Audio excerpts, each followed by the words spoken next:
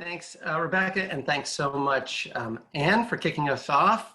For those of you who don't know, Anne, who's also on our steering committee at EBC, is just incredible at making all of this work and organizing everything. So thank you so much, Anne. Fantastic work. We're really excited about today's discussion, partly because it's so different than what we've done in Climate Adaptation Fora before. I don't know what the numbers are today, but usually about half of our audience are new, half are folks who've been to a number of our fora. And our fora are often very focused on specific policies, engineering solutions, financial solutions. It certainly raise questions that have political dimensions to them, things like gentrification and retreat. But we've never really dived into the politics of climate change, climate adaptation, and climate mitigation. And of course, we all know we're 5 weeks out from the election right now.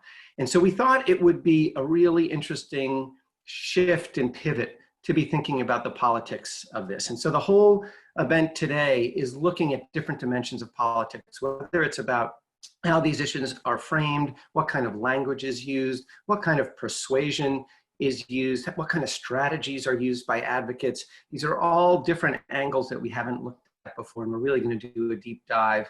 And we have incredible presentations to you. One, as Rebecca said, we're going to start shortly with the release of the Sustainable Solutions Lab report with Professors Paul Watanabe and Professor Lorena Estrada-Martínez, looking at race and opinions on climate change in Boston. So this is, you'll hear it, an overview of how do people in different communities in Boston think about climate change. And that's kind of where one starts when we think about politics, about how people, what their values are, what they care about, what they're concerned about. After that release, we'll hear, and I'm not going to go too much in depth because you'll hear about it, a panel with folks who have been at the front lines of politics on this, pushing policy agendas, pushing big programs, pushing ideas in the hurly-burly of the political realm, whether it's out in the media or it's out in the halls of Congress, or it's on the campaign trail, or it's as an advocacy group. And then later after that, we're gonna hear from some experts in communication, experts in behavior and decision-making, experts in media, to kind of go through and really pull apart and dig into these issues of optics and persuasion and communication. So a full day, really exciting. And I got to hand it to our team. You'll hear from all of them at some point today who put this together. And we're very, very grateful for all of the speakers who are carving out time today to be here. So with that, why don't I quickly introduce Professor Paul Watanabe and Professor Lorena Estrada-Martínez. They're both professors at UMass Boston, both part of the Sustainable Solutions Lab network of faculty on campus and off campus. And this is a fantastic study funded partly by Barr Foundation, partly by the Himes Foundation. And so why don't I turn it over to Professor Watanabe. Thank you, David, and thank you, Rebecca, for your leadership. The Sustainable Solutions Lab, or better known as SISL at UMass Boston a couple of years ago, developed a strategic plan that articulated, first of all, the lab's mission: to understand the disproportionate impacts of climate change on vulnerable populations and to work to develop sustainable and equitable. And second, to define a vision to realize a future in which the effects of climate change do not unjustly burden vulnerable communities or exacerbate current racial, economic, and other inequities. With support from the Barr Foundation, SISL has been engaged in this plan, including a commitment to learn directly from people of color. SISL, working with the support of the Himes Foundation and in conjunction with the Massing Polling Group, initiated discussions that led to the report released this morning, Views That Matter, Race and Opinions on Climate Change of Boston Area Residents. This report, authored by Assistant Professor of Public Health at the School for Environment at UMass Boston, Lorena Estrada-Martínez, and doctoral student in sociology Katsi Rivera-Quintz, and me, is the most comprehensive survey with substantial respondents, over 200 residents from each of Greater Boston's Asian American, Black, Latino, and white populations ever undertaken in this area that focuses on the opinions of these communities. As the title suggests, this survey gave people of color an opportunity to be heard on matters related to climate change, views generally absent from this discourse. As I mentioned, when we were thinking about partners to support the survey project, I immediately thought of the Hyams Foundation, who I knew from long associations with them and knowledge of their mission of enhancing the power within low-income communities in the Boston area and addressing the need for racial and social justice. I am so grateful that Hyams responded to the call to partner on this project. And I now want to ask my friend and comrade, Hyams Interim Director, David Moy, to say a few words. David, if you're out there. Hey, Paul, thank you. Thank you for that. Yeah, I want to thank everyone for joining us today. I know and appreciate that there's a lot going on that demand our attention and our efforts. I mean, we're seeing daily protests of systemic racism and the violence against Black and brown folks in our society and at the borders. We're seeing loved ones being taken because of an inconsistent approach to a global pandemic that is destroying our livelihoods for many in the neighborhoods. If that isn't enough to take your attention, we're seeing the evidence of climate change and crisis. We're seeing epic wildfires, a historical string of hurricanes battering our coast, and even in our city, in the low-lying streets, we're experiencing periodic tidal flooding from rising sea levels. This is all bad news, requiring our attention and our effort. But here's the good news. You're all here today. You're here because you care, because you want to learn and build really the type of inclusive and collective action that we will need to really take on probably the largest crisis facing, and we're ready to move forward. So thank you for being here. I also want to acknowledge that a lot of this work has really been led by our colleague funder, the Bar Foundation. I mean, in many ways, they have been building climate change awareness and resiliency building efforts locally and nationally for quite a while. So we're especially pleased that we're able to just add on a bit of our support on top of the work that has been piloted and led by the Bar Foundation. So thank you to our colleagues who are in this forum. There's so many of you, I can't even see everybody on this Zoom call, but thank you again for all of you for being here today. And I look forward to learning and doing in the future with the rest of you. Thank you. Cross purposes on this is one that we hope we can continue to cultivate here in Boston as a model for other cities throughout the country. And now it is my pleasure to introduce Professor Lorena Estrada-Martínez to do the impossible task of summarizing data from the survey with about 30 items in about 15 minutes. Lorena. Hi, everybody. Good morning. Let me see how we can do this. So as Paul said, hi. I'm an assistant professor at the UMass School for the Environment, and I'm here to present the results of the first ever representative survey that focuses on the views and opinions of communities of color in the greater Boston area. And this is defined as Boston, Brookline, Cambridge, Everett, Lynn, Quincy, Revere, Somerville, and Winthrop, Massachusetts. The survey was administered by Mass Inc. between October 10th and November 8th of 2019. It was conducted by telephone, both landline and cell phones, and online, and it was available in English and in Spanish.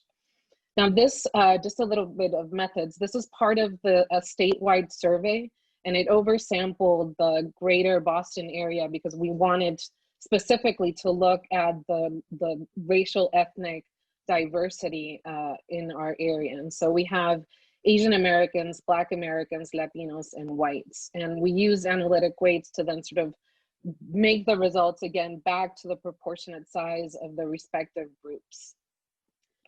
Now, when we started out, we really wanted to know what people of color think about climate change, right? Their opinions, how they experience it, what policies and lifestyle changes they think are reasonable responses given the magnitude of the problem, and how they viewed their own risk.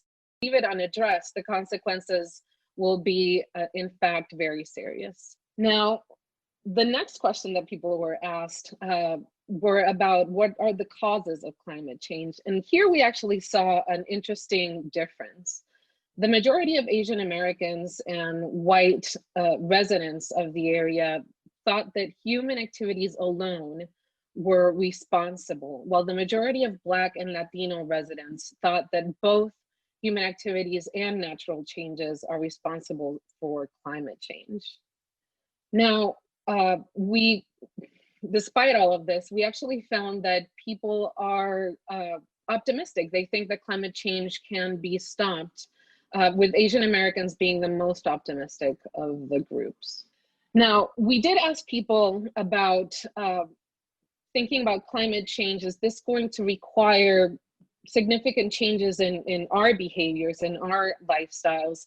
And they overwhelmingly agreed that if we don't change our behaviors, climate change is going to change it for us. So then we asked people about their opinions of government responses.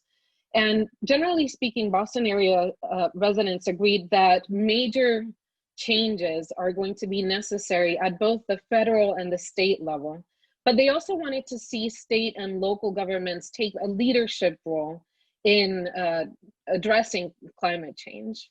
Now, specifically, when asked about which issues they would consider as high priorities, over 60% of residents across all of their groups identified global warming. Now, this, of course, is a complicated graph, and I promise it's the most complicated that I'm going to show you. But I wanted to point a couple of things out. First of all, is that Black residents, and here I'm going to show, I'm sorry, I have a few monitors happening, but Black residents are this, these bars here, sort of, they actually identified more issues as high priorities than any of the other groups. And one of the interesting methodological things that this study did is that half of the sample were asked about global warming and half of the sample about climate change. And this was sort of a way that we wanted to make sure that it wasn't an issue of terminology. And it turns out that the terminology is important, and the folks talking about communications probably should keep that in mind. Now, this is not true among white populations so much, but it turns out that for communities of color, especially for Latinos, this is in fact an issue to think about. Now, when presented with specific policy proposals, as we are indicating here in the slide, people of all racial groups overwhelmingly support the policy proposals. So for example, over 85% of residents across all of the groups supported improving the state's public transportation network to reduce car travel. Now, over 80% supported restoring wetlands to serve as buffers against flooding. People really want the government to use these kinds of tools to address climate change. However, while there was, overwhelming support, there's still some really important differences in who and to what extent residents are opposed to some of these policies. So, for example, over 1/5 of whites are opposed to the idea of charging gas companies a fee that would then fund clean energy projects. And they were also the most opposed to providing local governments with state funding that would be used for climate change related projects. So that's something to keep in mind. Oh. Now, we started out also by asking people what they thought about preparedness at neighborhood levels in general, what they thought about preparedness for their own regions, for their neighborhoods, their own neighborhoods, and for their families. Now, when asked about the ability of low and high income neighborhoods to withstand extreme weather events, most residents from all of the groups believe that high income neighborhoods are more prepared. There's no surprise there. But what was a little bit more surprising was that Black and Latinos are more likely to indicate that high income neighborhoods are very prepared as opposed to Asian Americans and whites. Now, the gap between being or not being prepared becomes noticeably large when residents were asked about the capacity of low-income neighborhoods to withstand weather emergency. And you can see that in the lower panel. One of the starkest racial differences we found was in the perceived level of preparedness for people in their own lives. So when people were asked about how they perceive their own regions and neighborhoods and their own families, very few Asian Americans felt very prepared. Now, Blacks were more inclined to describe their region and neighborhoods as very prepared compared to other groups, which was also interesting. And generally speaking, people felt more prepared or more confident about their preparedness in terms of their family's preparedness, except for Asians, which was very, very low. Now, there was an interesting dissonance between a group's perceptions of preparedness for their family and their actual preparedness when it came to specific components of emergency planning. So 14 to 15% of residents felt that their families were very prepared, but when we actually asked them about factors such as having an evacuation plan, a place to store important documents, whether they had renters or home insurance, whether they had enough food, medicine, and other essential supplies in stock, and whether they had a plan to get in touch or meet family or friends in case of a weather emergency, they actually had a big proportion had some of these plans. However, we have to point out some pretty acute racial differences in this regard. For example, 74% of white residents compared to only 57% of Blacks and 54% of Latinos and Asian Americans replied that they did have a plan. And fewer than half of Asian Americans and Blacks reported that they have enough essential supplies to withstand a weather emergency. Now, finally, residents were asked about the health impacts in general in relation to climate change. And across all racial groups, people had given at least some thought to the health implications of climate change before we started out with the survey. They also believed that climate change is going to worsen existing health conditions and that it would cause new health conditions among the population.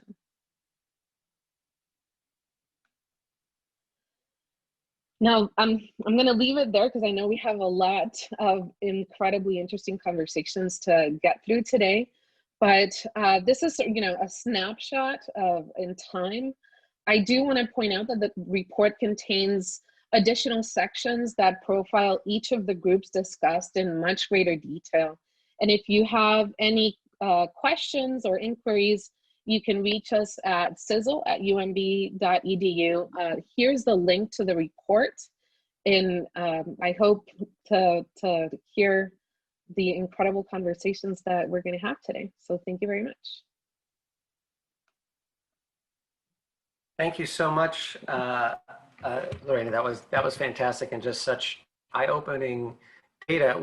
We actually, you were so efficient in your presentation. We have time for a question or two if you'd like to take. And I don't know, Anne, if we have any on chat at this point. I haven't seen any questions come in, but I would just like to, you could zip. Let me just note that the link to the report is dropped into the chat as well. We have one question, David. Great. I don't know if you can see it. I can't see it, so if you want to read it, Can that'd be these great. results be applied to people of color in other areas of Massachusetts? From Maria. Yep. I'm looking at the chat. That's okay. Trying It's to a go couple through. of chats. Can these results be Okay, applied to people of color in other areas of Massachusetts? So this particular analysis was done, we restricted the analysis to the greater Boston area. So I'm not gonna stretch the findings to a different population. As a methodologist, I don't wanna do that. We do have the data for the entire state, but when we looked at the distribution of racial and ethnic groups across the entire state, in other parts of the state, they were so small that it would be difficult to really sort of extrapolate to those parts of the area, to those parts of the state. So I guess that would be my first answer. But they do provide a lot of insight into what people are thinking. And I think because this is the first survey, right? This is the first time we've done this. It opens up a lot of additional questions that need to be followed up on. So that's hopefully what we're gonna keep doing. And then we're gonna, this term, if all goes well, and I know that there's a lot of ifs with the pandemic going on, we're going to do a follow-up with some focus groups to get into a better understanding of some of these results, especially the more surprising results that we have. We didn't get to discuss all of them this morning, but that might give us a better picture of what's going on, including in other parts of the population. Paul, I don't know if you, or Katsi, if you wanted to add anything. Well, Lorena's point is correct that one of the principal reasons we did this study, and we focused on Greater Boston because that's a principal area we're interested in.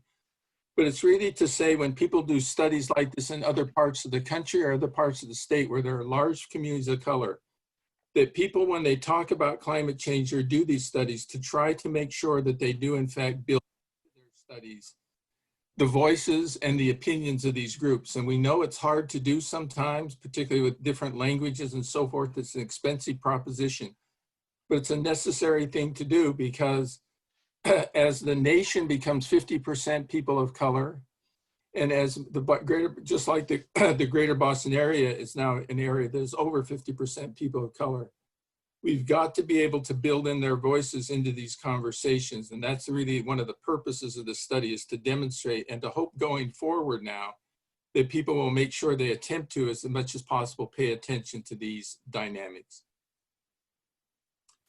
And I know a number of people in the chat are talking about interactions between age and income and so forth. And we didn't do that analysis here, but we have the capacity to do that analysis because we did have the ability. We asked about things like age and income and political affiliation and so forth. So for this analysis, we restricted it to the points that Lorena has talked about, but we can do that kind of analysis as well with the data we've collected. So thanks. Great, thank you so much. And you can see now from the chat, which is exploding with questions, you've sparked so many interesting comments and questions.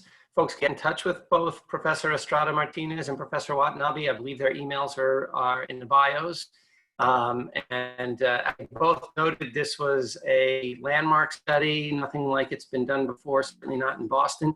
And it will continue to spark the kinds of questions that are being asked and research that can help guide climate justice decision-making in the future. So thank you so much, Estrada-Martínez and Professor Watanabe. It's been fantastic. We really appreciate it, and great eye-opening study. Right now, I'm going to pass this over.